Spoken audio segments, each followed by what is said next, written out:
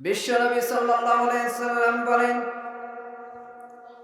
লা ইয়াকুদু কওমুন ইয়াযকুরুনাল্লাহ ইল্লা হাফাতহুমুল মালাইকা ওয়া গাশিয়াতুহুমুর রাহমাহ ওয়া নাযালাত আলাইহিমুস সাকিনাহ ওয়া যাকারাহুমুল্লাহু ফী মান ইনদা।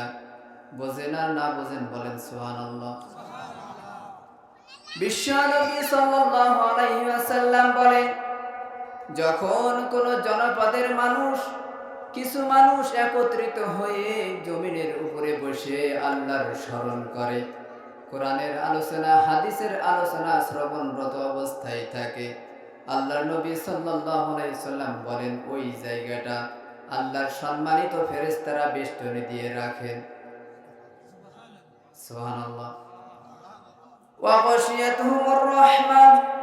শুধু তাই নয়, এই বাগানের মধ্যে, এই বেষ্টনীর মধ্যে যে মানুষগুলো বসে থাকবে তাদের উপরে আসমান থেকে আল্লাহ রাব্বুল আলামিন অনবরত রহমত নাজিল করতে থাকেন।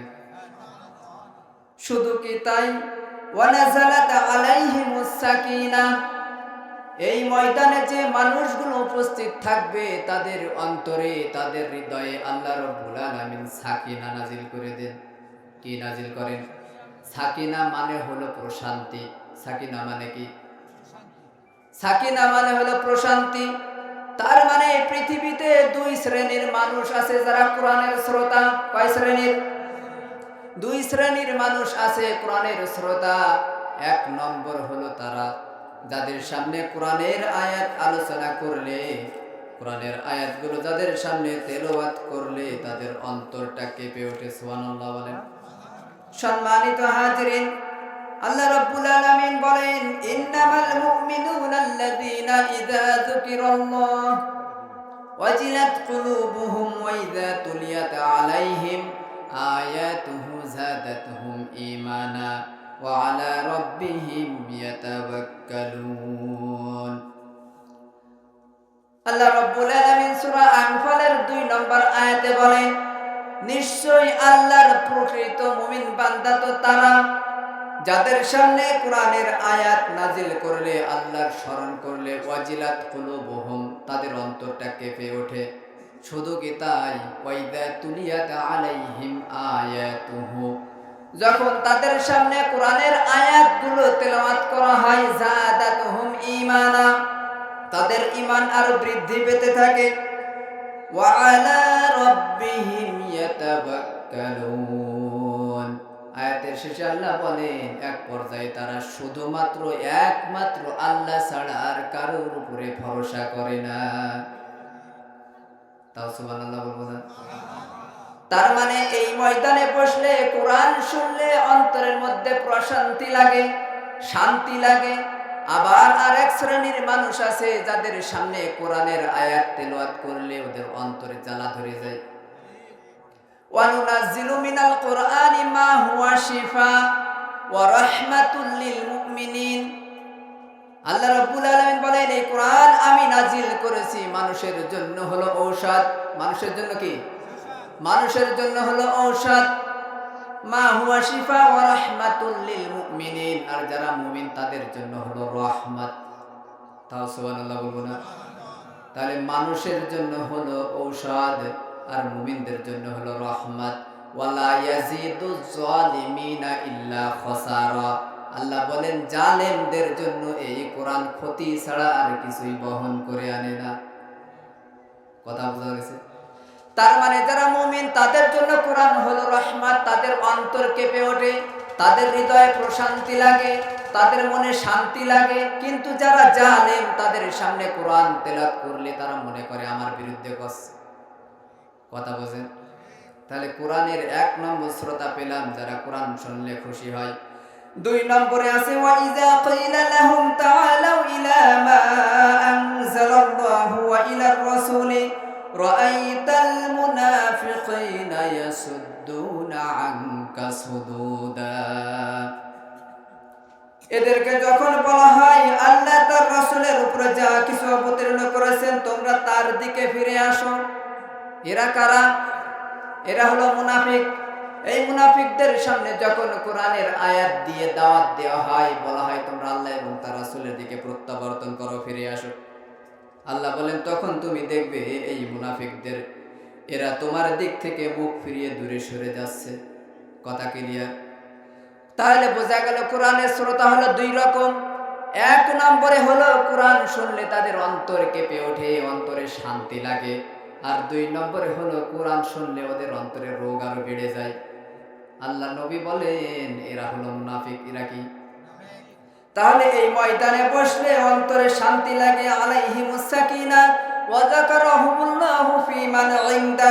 আল্লাহ নবী বলেন সবচাইতে বিস্ময়কর ব্যাপার, সবচাইতে মজার ব্যাপার হলো এই ময়দানে যারা বসবে, যারা কোরআনের আলোচনা শুনবে, তাদের নিয়ে আল্লাহ রাব্বুল আলামিনের আশেপাশে আরশ বহনকারী যে ফেরেশতাগুলো আছে, তাদের সামনে এই বান্দাদের মান মর্যাদা নিয়ে আল্লাহ রাব্বুল আলামিন আলোচনা করেন।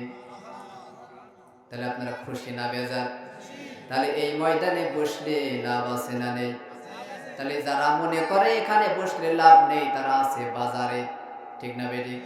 আর যারা মনে করতেছে এখানে লাভ আছে, তারা কিন্তু এখনো আসার সুযোগ আছে। কথা বলেন? এই 12টার পরে এটা কিন্তু কাশিমপুরের ময়দান হয়ে যাবে, তখন কিন্তু আর এই সুযোগ আর থাকবে। কথা বলেন? সম্মানিত হাজিরিন, তাহলে এই যে জমিনের উপরে আমরা বসে আছি, এই জমিনও সাক্ষী দিবে আল্লাহর দরবারে। ইয়াউমাইযিন তুহাদ্দিসু আখবারাহা বিআন্না রাব্বাকা আওহা লাহা। জমিন সেদিন সব আল্লাহর দরবারে খুলে খুলে বর্ণনা করবে সেদিন কোন দিন। কথা বলেন, সেদিন কোন দিন? কিয়ামতের দিন আপনার আমার বিরুদ্ধে 4টি সাক্ষী দাঁড়িয়ে যাবে। কয়টি? কথা বলতে হবে। 4টি সাক্ষী দাঁড়িয়ে যাবে। যখন আপনি জাহান্নামের ভয়াবহতা চিত্র দেখবেন, জান্নাতের নাজ নিয়ামত দেখবেন, সামনে পুলসিরাত, পুলসিরাতের অবস্থা কেমন? একটা চুলকে 4 খণ্ড করলে, 4 ভাগ করলে যেটা হয় তার চাইতে চিকন, হীরার চাইতেও ধার। এটা হলো পুলসিরাতের পথ, নিচেই জাহান্নাম। সম্মানিত হাজিরিন, একদিকে মিজানের পাল্লা, পায়ের নিচে তামার জমিন। ইয়াউমা তুবাদদালুল আরদু গায়রাল আরদি ওয়াস সামাওয়াতু ওয়া বারাজু লিল্লাহিল ওয়াহিদিল কাহ্হার। সেদিন এই পৃথিবীকে পরিবর্তন করে অন্য পৃথিবী করে দেওয়া হবে। ওয়া বারাজু লিল্লাহিল ওয়াহিদিল কাহ্হার। সমস্ত মানুষগুলা মহাপরাক্রমশালী আল্লাহর দরবারে দাঁড়িয়ে যাবে। সম্মানিত হাজিরিন, এই ভয়াবহ চিত্র দেখে মানুষ সেদিন বলবে না আল্লাহ, এই অপরাধ আমি করিনি, অস্বীকার করবে। সামান্য দুনিয়ার ফাঁসির রশি, এর উপরে তো আর শাস্তি নেই। আছে মৃত্যুদণ্ড, এর উপরে কোনো শাস্তি আছে? এইটা দেখে যারা নিজেদের অপরাধকে অস্বীকার করে, হাজার হাজার প্রমাণ থাকা সত্ত্বেও মিডিয়া বলতেছে 2000 মানুষ মেরেছে, শাপলা চত্বরে আলেমদেরকে হত্যা করেছে, বিরোধী দলের হাজার হাজার মানুষকে গুম করেছে, খুন করেছে, ও হারামি বলেন আমি করিনি। ঠিক না বেটি? সম্মানিত হাজিরিন, পাশে বসে আছেন মাজলুম। মাজলুম কিনা? নিজের বাড়িতে শুইতে পারেনি, হয়েছে না এরকম? নিজের বাড়িতে ঘুমাতে পারেনি, সারা রাত দৌড়ের উপরে। সামান্য কোথায় ঢাকায় বোম ফেটেছে, এখানে এসে মামলা দেয়। আছে না নেই? এটা যদি মিথ্যা বলতে পারে, তাহলে এত সাক্ষী প্রমাণ থাকার পরেও যদি মানুষ মিথ্যা বলতে পারে, কিয়ামতে 22টি মামলা খেয়েছে। কয়টা? 22টি। এমন লোক আছে 385টা পর্যন্ত মামলা খেয়েছে। আছে। সম্মানিত হাজিরিন, এটা যদি হয় দুনিয়ার চিত্র, তাহলে জাহান্নামের ভয়াবহ চিত্র দেখে মানুষ নিজের অপরাধ অস্বীকার করবে না কেন? তখন আল্লাহ রাব্বুল আলামিন আপনার আমার এই মুখটাকে বন্ধ করে দিবেন। কি করে দিবেন?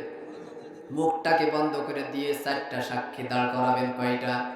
1 নম্বরে হলো ব্যক্তির আমলনামা, 2 নম্বরে হলো ফেরেশতা, 3 নম্বরে হলো অঙ্গ প্রত্যঙ্গ, 4র্থ নম্বরে হলো জমিন। সূরা জিলজালের মধ্যে আল্লাহ বলেন ইয়াউমাইযিন তুহাদ্দিসু আখবারাহা। সেদিন জমিন সব খুলে খুলে বর্ণনা করে দেবে। জমিনের কোন জায়গায় বসে কোন ব্যক্তিকে মিথ্যা মামলায় ফাঁসানোর জন্য ষড়যন্ত্র করেছিল, জমিন সব খুলে খুলে বর্ণনা করবে। কথা ক্লিয়ার? কোন আল্লামার বিরুদ্ধে ফাঁসির রায়, ফাঁসি দিয়ে ঝুলিয়ে মারার জন্য কূটকৌশল করেছিল, জমিন সব খুলে খুলে বর্ণনা করে দেবে। শুধু কি তাই বন্ধু, 24-এর গণঅভ্যুত্থানে কোন জায়গায় বসে, জমিনের কোন জায়গায় বসে হেলিকপ্টার থেকে সাধারণ ছাত্র জনতার উপরে গুলি করার অর্ডার করেছিল, জমিন সব খুলে খুলে বর্ণনা করে দেবে। কথা বোঝা যায়?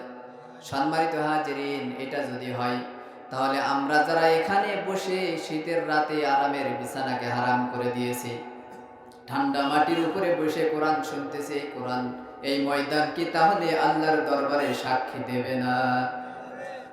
তাহলে এই জায়গায় বসলে লাভ আছে না ক্ষতি আছে? কথা বলেন। তাহলে এই লাভটুকু যারা বোঝে না, এদেরকে মুসলমান বলবেন কি করে? এদেরকে মুসলমান বলা যায়? সম্মানিত হাজিরিন, এইগুলোর দরকার আছে। কোরআনের ময়দানগুলো কি দরকার আছে না নেই? আমি আপনাদের সামনে পবিত্র কোরআনের সংক্ষিপ্ত সময়ে পবিত্র কোরআনের সূরা বনী ইসরাঈল থেকে তেলাওয়াত করেছি। আল্লাহ যদি তৌফিক দান করেন সেখান থেকে কিছু আলোচনা করার সুযোগ যদি দেই, সেখান থেকে কিছু আলোচনা করব। আল্লাহ রাব্বুল আলামিন বলেন সূরা বনী ইসরাঈলে, وَقَضَى رَبُّكَ أَلَّا تَعْبُدُوا إِلَّا إِيَّاهُ وَبِالْوَالِدَيْنِ إِحْسَانًا। অনেক বড় আয়াত, সমস্ত আয়াতের ব্যাখ্যা করতে গেলে কম করে হলেও 2 ঘন্টা সময় লাগবে। কয় ঘন্টা? সামান্য একটা অংশ নিয়ে আলোচনা করব। আল্লাহ রাব্বুল আলামিন বলেন, ওয়াকাদা রাব্বুকা আল্লা তা'বুদু ইল্লা ইয়্যাহ। ওয়াকাদা মানে তোমার রব আইন করে দিয়েছেন, বিধান বানিয়ে দিয়েছেন। সে বিধানটাকে আল্লা তা'বুদু ইল্লা ইয়্যাহ, আল্লাহ ছাড়া আর কারোর ইবাদত করা যাবে না। কথা ক্লিয়ার? তাহলে আল্লাহ ছাড়া আর কারোর ইবাদত আমরা করি না? কথা বলেন। আল্লাহ ছাড়া আমরা মানুষের ইবাদত করি, হাজার হাজার প্রমাণ আছে। এখানে বসে অনেকগুলো প্রমাণ দিতে পারবো, শুধুমাত্র একটা প্রমাণ আপনাদেরকে দিব।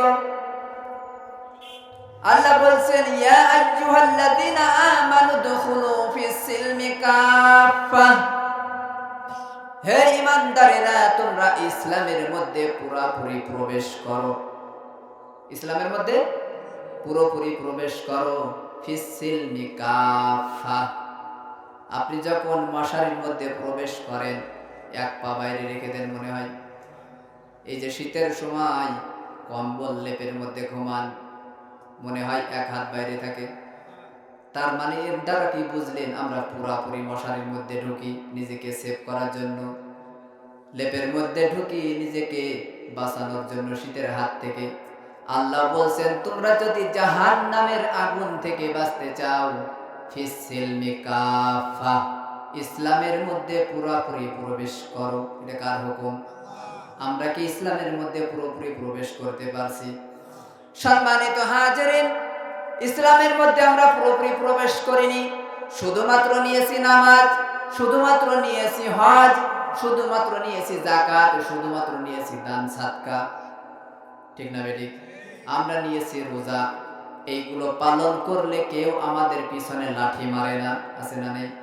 কিন্তু ব্যাপক পরিধি রয়েছে, রাজনীতি, সমাজনীতি, অর্থনীতি, এইগুলো আমাদের কোনো অবস্থান আছে? কথা বলেন, নাই। সম্মানিত হাজিরিন, তাহলে ইসলামে আমরা পুরোপুরি প্রবেশ করতে পারিনি। অথচ এই ইসলাম ছাড়া যদি আপনি আল্লাহর দরবারে অন্য কিছু নিয়ে হাজির হন, সেটা কবুল করা হবে না। ওয়ামাইয়াবতাগু গায়রাল ইসলাম দীনান ফালা ইউকবালা মিনহু। আল্লাহ বলেন, ইসলাম বাদে অন্য কোন জীবন ব্যবস্থা কেউ যদি গ্রহণ করে, সেটা কবুল করা হবে না। কে বলেছেন? ওয়া হুয়া ফিল আখিরাতি মিনাল খাসিরিন। এবং কাল কিয়ামতের ময়দানে ওই ব্যক্তি সবচেয়ে বেশি ক্ষতিগ্রস্ত হয়ে যাবে। তাহলে ইসলামের মধ্যে পুরোপুরি প্রবেশ করতে হবে। কথা বোঝা গেছে? তাহলে আল্লাহ ছাড়া কারোর ইবাদত করা যাবে না। দুই নম্বরে হলো ওয়াবিল ওয়ালিদাইনি ইহসানা, তোমরা তোমাদের পিতামাতার সাথে সৎ ব্যবহার করবে। এটা কার কথা? পিতামাতার সাথে সৎ ব্যবহার কেন করতে হবে? সম্মানিত হাজিরিন, আল্লাহ রাব্বুল আলামিন নিজের ইবাদতের পাশাপাশি পিতামাতার সাথে সৎ ব্যবহার করার কথা হুকুম দিয়েছেন। তাফসিরে জালালাইন খুলে দেখলাম আলোচ্য আয়াতে ইমাম কুরতুবী রাহমাতুল্লাহি আলাইহি বলেন, আল্লাহ রাব্বুল আলামিন আল্লাহ তা'বুদু ইল্লা ইয়্যা, আল্লাহ ছাড়া কারোর ইবাদত করা যাবে না, এই কথার পাশাপাশি ওয়াবিল ওয়ালিদাইনি ইহসানা, এই কথাটা পিতামাতার সাথে সৎ ব্যবহার করো। আল্লাহর ইবাদতের সাথে পিতামাতার সাথে সৎ ব্যবহার করাটা অপরিহার্য করে দিয়েছেন। সুবহানাল্লাহ বলেন। তার মানে আল্লাহর ইবাদতের পাশাপাশি কেউ যদি পিতামাতার নাফরমানি করে তাহলে তার ক্ষমা নেই। সম্মানিত হাজিরিন, শুধু কি তাই নয়, আল্লাহ বলছেন সূরা লোকমানের মধ্যে আনিশকুরলি ওয়ালি ওয়ালিদাইক, যে তোমরা আমার শুকরিয়া করো এবং তোমাদের পিতামাতার শুকরিয়া করো। তাও সুবহানাল্লাহ বলবো না? তার মানে আল্লাহর শুকরিয়া করার পাশাপাশি পিতামাতার শুকরিয়া আদায় করাটাও আল্লাহ অপরিহার্য করে দিয়েছেন। সম্মানিত হাজিরিন, তাহলে পিতামাতার খেদমত করার দরকার আছে না নেই? কোন ব্যক্তি যদি মনে করে আমি পিতামাতার খেদমত ছাড়া জান্নাতে যাব, সম্ভব? সম্মানিত হাজিরিন, আল্লাহ রাব্বুল আলামিন বলেন, আল্লাহ রাসূল সাল্লাল্লাহু আলাইহি সাল্লাম বলেন, পিতামাতার অবাধ্য সন্তান জান্নাতে প্রবেশ করবে না। কে বলছেন? পিতামাতার অবাধ্য সন্তান আছে না নেই? জান্নাতে প্রবেশ করবে না। সালাসাতু লা ইয়াদখুলুনাল জান্নাতা ওয়া লা ইয়ানজুরুল্লাহু ইলাইহিম ইয়াওমাল কিয়ামাতি আল আaqu লিওয়ালিদাইহি ওয়াল মারআতুল মুতারাজ্জিলা ওয়াদ দাইয়ুস। আল্লাহ নবী সাল্লাল্লাহু আলাইহি সাল্লাম বলেন, কিয়ামতের দিন আল্লাহ রাব্বুল আলামিন তিন শ্রেণীর মানুষকে জান্নাতে প্রবেশ করাবেন না। কয় শ্রেণীর? তিন শ্রেণীর মানুষকে আল্লাহ জান্নাতে প্রবেশ করতে দিবেন না। ওয়ালা ইয়ানজুরুল্লাহু ইলাইহিম ইয়াওমাল কিয়ামাতি, কাল কিয়ামতের ময়দানে আল্লাহ রাব্বুল আলামিন তাদের দিকে তাকাবেন না। কথা বোঝা যায়? তাকাবেন না কিয়ামতের ময়দানে। সেই তিন শ্রেণীর মানুষ কারা জানার দরকার আছে না নেই? সম্মানিত হাজিরিন, আল্লাহ নবী বলেন, এক নম্বরে হলো আল-আaqu লিওয়ালিদাইহি, এক নম্বরে হলো পিতামাতার অবাধ্য সন্তান। আমাদের সমাজে মনে হয় নেই পিতামাতার অবাধ্য সন্তান আমরা সবাই। আমরা পিতামাতারটা খেয়েছি, পিতামাতারটা পড়েছি, এই পিতামাতার অনুগ্রহে আমরা বড় হয়ে উঠেছি, বেড়ে উঠেছি, বয়সপ্রাপ্ত হয়েছি, কিন্তু সেই পিতামাতাকে এখন আমরা বেমালুম ভুলে গেছি। ঠিক না বেঠিক? সম্মানিত হাজিরিন, আল্লাহ নবী সাল্লাল্লাহু আলাইহি ওয়াসাল্লামের দরবারে একজন যুবক এসে নালিশ করলেন, ইয়া রাসূলুল্লাহ, ইয়া হাবিবাল্লাহ, আমার পিতা আমার কাছে শুধু টাকা চাই, টাকা চাই। কি চাই? আল্লাহ নবী, আমার পিতা আমার কাছে শুধু টাকা চাই, টাকা চাই। আপনি একটা ব্যবস্থা করে দেন, বিচার করে দেন, আপনার কাছে নালিশ দিলাম। আল্লাহ নবী সাল্লাল্লাহু আলাইহি সাল্লাম বললেন, যাও তোমার পিতাকে ডেকে নিয়ে আসো। ওই যুবক যখন তার পিতাকে ডাকতে গেল, পিতাকে ডেকে নিয়ে যখন আল্লাহ নবীর দরবারে রওনা দিয়েছেন, খেয়াল দিতে হবে বন্ধু, খেয়াল দিয়ে শুনতে হবে। ওই যুবক যখন তার পিতাকে বাড়ি থেকে ডেকে নিয়ে আসতেছেন, রাসূল সাল্লাল্লাহু আলাইহি সাল্লাম তোমাকে ডাকছেন, ওই আল্লাহর বান্দা বাড়ি থেকে বের হওয়ার সময় মনে মনে মনে মনে একটা কবিতা পড়ে, যা তার কান পর্যন্ত পৌঁছায় না। তার মানে মুখে উচ্চারণ করেনি, মনে মনে মনে মনে। আল্লাহ রাব্বুল আলামিন জিবরিলকে ডাক দিয়ে বললেন, জিবরিল যাও আমার বন্ধুকে বলে দাও, ওই বান্দা বাড়ি থেকে বের হওয়ার সময় মনে মনে যে কবিতা পড়েছে, কি পড়েছে এটা শুনতে বলো। ওই বান্দা যে আমার নবীকে সালাম দিবে, সালাম দেওয়ার পরে আমার নবী যেন জিজ্ঞাসা করে, বান্দা তুমি বাড়ি থেকে বের হওয়ার সময় কি পড়েছিলে যা তোমার কান পর্যন্ত পৌঁছায়নি? সম্মানিত হাজিরিন,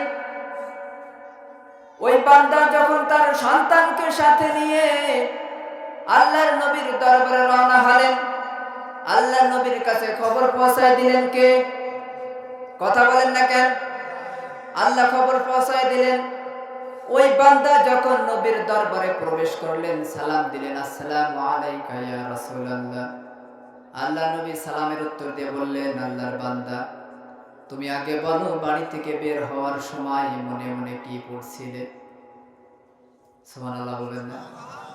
ওই বান্দা বললেন, আল্লাহর বান্দা বললেন, ইয়া রাসূলুল্লাহ, আমি তো মনে মনে মনে মনে পড়েছি যা আমার কান পর্যন্ত পৌঁছাই নাই। এটা যেহেতু আপনি আমার আসার পূর্বেই জেনে গেছেন, তাহলে এটা হলো আপনার একটা মুজিজা। সুবহানাল্লাহ বলেন। সম্মানিত হাজিরিন, আল্লাহর বান্দা বললেন, আমি পড়ছিলাম একটা কবিতা পড়ছিলাম। কবিতাটা হলো, যখন আমি তোমাকে শৈশবে খাদ্য দিয়েছি, যৌবনেও তোমার দায়িত্ব বহন করেছি। কে বলছে?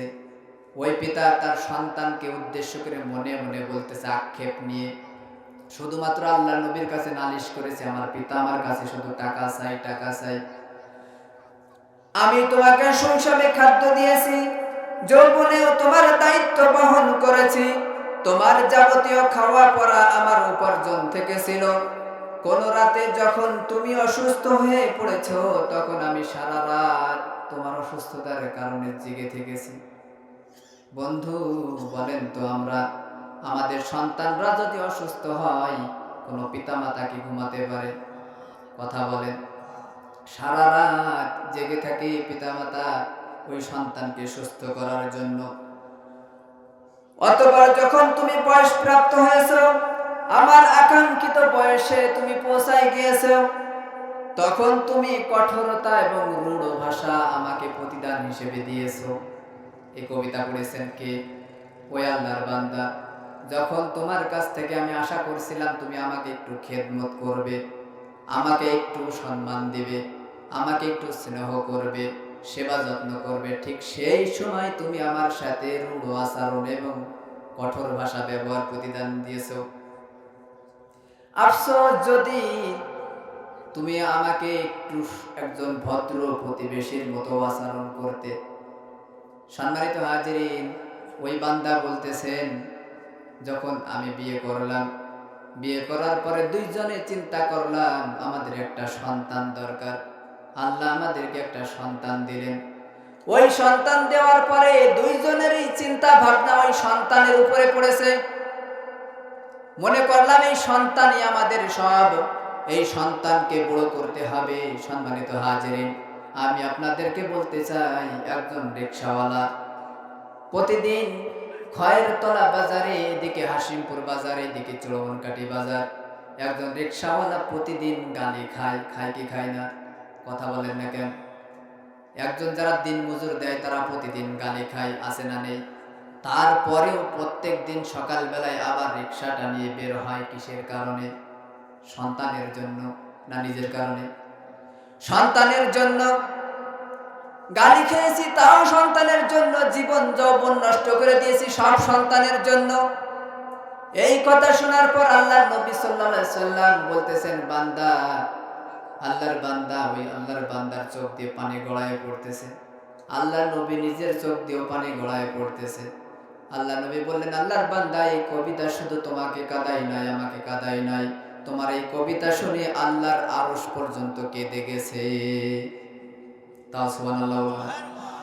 আল্লাহ নবী বললেন, ওই সন্তানকে, ওই যুবককে বললেন, ওই যুবকের কলার ধরে বললেন, ওই যুবকের কলার ধরে বললেন, আনতা ওয়া মালুকা লিয়াবিকা, হে যুবক, তুই তোর বাপের, তোর যা সম্পদ আছে সব তোর বাপের।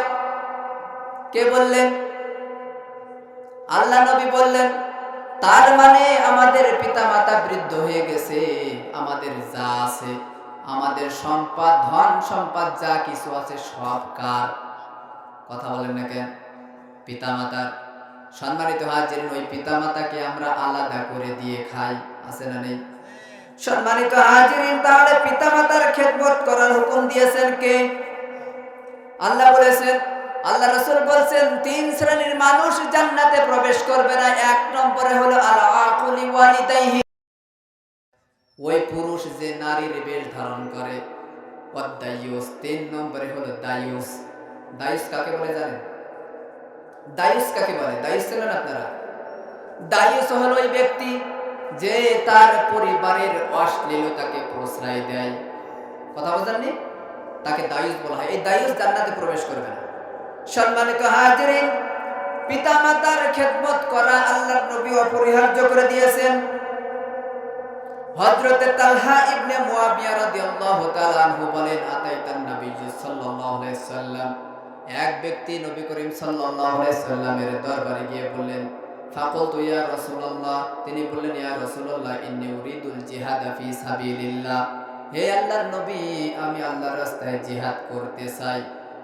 আল্লাহর নবী বললেন, ক্বালা উম্মুকা হাইয়া, তোমার মা বেঁচে আছেন কি? আল্লাহর নবী সাহাবা বললেন, ইয়া রাসূলুল্লাহ, আমার মা বেঁচে আছেন। ক্বালা নাআম। ফাকালা an-নবী সাল্লাল্লাহু আলাইহি ওয়াসাল্লাম, আলজিম রিজলাহা ফাসাম্মাল জান্নাহ। আল্লাহর নবী বললেন, যাও, ফিরে যাও, তোমার মায়ের পা আঁকড়ে ধরে বসে থাকো, সেখানেই তোমার জান্নাত। তাও সুবহানাল্লাহ বলুন না। জান্নাত কোথায় তালাশ করেন? জান্নাত খোঁজেন কোথায়? পিতামাতাকে অভুক্ত রেখে, পিতামাতাকে কষ্ট দিয়ে মসজিদে জান্নাত খুঁজলে কাজ হবে না, কাবা ঘরে জান্নাত খুঁজলেও কাজ হবে না। জান্নাত রয়েছে পিতামাতার পায়ের নিচে। কে বলেছেন? সম্মানিত হাজিরিন, আল্লাহর নবীর দরবারে আরেকজন সাহাবী এসে বলতেছেন, ইয়া রাসূলুল্লাহ, আমি জিহাদে যেতে চাই। আমি যখন বাড়ি থেকে আসছিলাম তখন আমার মা কান্নাকাটি করছিল। আল্লাহ নবী বললেন, ইরজি আলাইহিমা ফাদহিকহুমা কামা বাকাইতাহুমা, তুমি ফিরে যাও, ফিরে যাও, যেভাবে আসার সময় তোমার পিতামাতা কান্নাকাটি করছিল, ফিরে যেয়ে ঠিক তেমনি ভাবে তাদেরকে হাসিয়ে দাও। সুবহানাল্লাহ বলেন। তাহলে জিহাদের চাইতেও বড় কঠিন, সবচাইতে ভালো বড় ইবাদত হলো পিতামাতার খেদমত করাই কথাকার। সম্মানিত হাজিরিন, আমাদের মধ্যে এমনও মানুষ আছে যারা পিতামাতাকে গালি দেয়, আছে না নেই? আপনাদের এদিকে দেয়। এই যে গালি দেয়, আমরা গালি দিই, এইটা আল্লাহ নবীর সময় সাহাবীরা মানতে পারেনি। আল্লাহ নবী সাল্লাল্লাহু আলাইহি সাল্লাম বলেন, মিনাল কাবাইরি শাতমুর রাজুলি ওয়ালিদাইহি, কবিরা গুনাহের মধ্যে একটা বড় গুনাহ হলো মানুষ তার পিতামাতাকে গালি দেয়। নাউজুবিল্লাহ বলবেন না। সম্মানিত হাজিরিন, ক্বালু ইয়া রাসূলুল্লাহ ওয়া হাল ইয়াশতামির রাজুলি ওয়ালিদাইহি, সাহাবীরা আশ্চর্য হয়ে গেছে, সাহাবীরা অবাক হয়ে গেছে, মানুষ কি তার পিতামাতাকে গালি দিতে পারে? কেমন আশ্চর্য হয়ে গেছে, কেমন অবাক হয়ে গেছে, একটু বোঝার দরকার আছে না নেই? সম্মানিত হাজিরিন, আল্লাহ নবী সাল্লাল্লাহু আলাইহি সাল্লাম মিরাজের রজনীতে আপনার এই পৃথিবী থেকে শুরু করে নিয়ে ভ্রমণ করে আপনার আসমানের উপরে আরশে আজিমে আল্লাহর সাথে দেখা সাক্ষাৎ করে ফিরে আসলেন। পরের দিন সকাল বেলায় ফজরের নামাজের পর সাহাবীদেরকে বললেন, সাহাবীরা শোনো, আমি মিরাজে গিয়েছিলাম, আল্লাহর সাথে সাক্ষাৎ করেছি, জান্নাত জাহান্নাম পরিদর্শন করেছি, এই মাত্র ফিরে এসে ফজরের নামাজ পড়ে তোমাদের সাথে কথা বলছি। সাহাবীরা এটা স্বাভাবিকভাবে নিয়েছেন, কেউ অবাক হননি, আশ্চর্য হননি। সম্মানিত হাজিরিন, আল্লাহ নবী সাল্লাল্লাহু আলাইহি ওয়াসাল্লাম দাঁড়িয়ে আছেন এমন একটা জায়গায়, এক ইহুদি এসে বলতেছেন, আপনি যদি আল্লাহর নবী হন তাহলে আমাকে প্রমাণ দিতে হবে। বলে, কি প্রমাণ? প্রমাণ হলো ওই যে দূরে দেখা যায় একটা খেজুর গাছ। কি? ওই যে দূরে একটা খেজুর গাছ দেখা যায়, আপনি যদি ইশারা করে ওই খেজুর গাছটাকে আমার সামনে নিয়ে আসতে পারেন তাহলে আমি মুসলমান হব, আপনাকে নবী হিসেবে মেনে নেব। সম্মানিত হাজিরিন, আল্লাহর নবী ইশারা করতে দেরি, কিন্তু খেজুর গাছ সরসর করে আল্লাহর নবীর পায়ের কাছে আসতে দেরি করেনি। তাও সুবহানাল্লাহ বলবো না? এই জিনিসটা দেখেও সাহাবীরা এতটা আশ্চর্য হননি, এতটা অবাক হননি। সম্মানিত হাজিরিন, আল্লাহ নবী সাল্লাল্লাহু আলাইহি ওয়াসাল্লামকে এসে বলতেছেন এক ইহুদি, ইয়া রাসূলুল্লাহ, ইহুদি এসে বলতেছেন, আপনি যদি আল্লাহর নবী হন তাহলে চাঁদকে দ্বিখণ্ডিত করে দেখাতে হবে। আল্লাহ নবী সাল্লাল্লাহু আলাইহি ওয়াসাল্লাম ইশারা করলেন, চাঁদ দ্বিখণ্ডিত হয়ে গেল। আবার ইশারা করলেন, দুই দিক থেকে চাঁদ এসে আবার জোড়া লেগে গেল। এইটা দেখেও সাহাবীরা এতটা আশ্চর্য হননি যতটা না আশ্চর্য হয়েছে মানুষ তার পিতামাতাকে গালি দেয়, আছে না নেই? এটা সাহাবীরা মানতে পারেনি, মানুষ তার পিতামাতাকে গালি দেয়। ওয়াহাল ইস্তামির রাজুলি ওয়ালিদাইহি, মানুষ কি তার পিতামাতাকে গালি দিতে পারে? সম্মানিত হাজিরিন, মানুষ তার পিতামাতাকে গালি দিতে পারে? আল্লাহ নবী বলেন, নাআম। ক্বালা নাম ইয়াসুব্বু আবার রাজুলি ফায়াসুব্বু আবাহু ওয়া ইয়াসুব্বু উম্মুহু ফায়াসুব্বু উম্মুহু। আল্লাহ নবী বলেন, মানুষ অপরের পিতাকে গালি দেয়া মানে হলো তার নিজের পিতাকে গালি দেয়। মানুষ তার অপরের মাতাকে গালি দেয়া মানে হলো নিজের মাতাকে গালি দেয়। কথা বোঝা গেছে? আমরা অনেক সময় বলি না, এই অমুকের বাচ্চা, বলে কিনা? এই কথা বলার সাথে সাথে ওই ব্যক্তিও কিন্তু পাল্টা জবাব দেয়, তুই অমুকের বাচ্চা, বলে কিনা? মাকে নিয়েও মানুষ গালি দেয়, সরাসরি গালি তখনও দিত না, মানুষ ঘুরিয়ে দিত। আর এখন তো মানুষ নিজের পিতাকে মাতাকে সরাসরি গালি দেয়, আছে না নেই? সম্মানিত হাজিরিন, যারা আল্লাহর নবী বলেছেন যারা তার পিতা মাতাকে গালি দেয় তাদের উপরে আল্লাহ লানত, অভিশপ্ত। এই কথা কে বলেছেন? আল্লাহ নবী বলেছেন, মালউনু মান সাব্বা আবাহু, মালউনু মান সাব্বা উম্মুহু, মালউনু মান যাবাহা লিগায়রিল্লাহ, মালউনু মান গায়্যারাতুহুমুল আরদ। অভিশপ্ত ওই ব্যক্তি, আল্লাহ লানত পড়েছে ওই ব্যক্তির উপরে যে তার পিতাকে গালি দেয়। অভিশপ্ত ওই ব্যক্তি, আল্লাহ লানত পড়েছে ওই ব্যক্তির উপরে যে তার মাতাকে গালি দেয়। অভিশপ্ত ওই ব্যক্তি যে জমিনের আইলকে পরিবর্তন করে দেয়, আছে না নেই? আইল ঠেলাঠেলি, আছে না নেই? সম্মানিত হাজিরিন, এরা সব অভিশপ্ত। পিতাকে গালি দেওয়া, পিতাকে গালি দেয় কে? অভিশপ্ত যে পিতাকে গালি দেয়। আচ্ছা, আমি আপনাদেরকে বলি, আমরা কি পিতা মাতাকে গালি দেই? আছে এরকম পাবলিক? কথা বলেন না কেন? আছে না? এই পিতা মাতাকে যে খেদমত করতে হবে, এটা কি আপনাদের মাথায় আছে? এটা কেমন গুরুত্ব? এটা ওয়াজিব। আল্লাহর ইবাদত করার জন্য আমাদের উপর ওয়াজিব, ফরজ, ঠিক তেমনি পিতা মাতার সাথে সৎ ব্যবহার করাটাও কি ফরজ।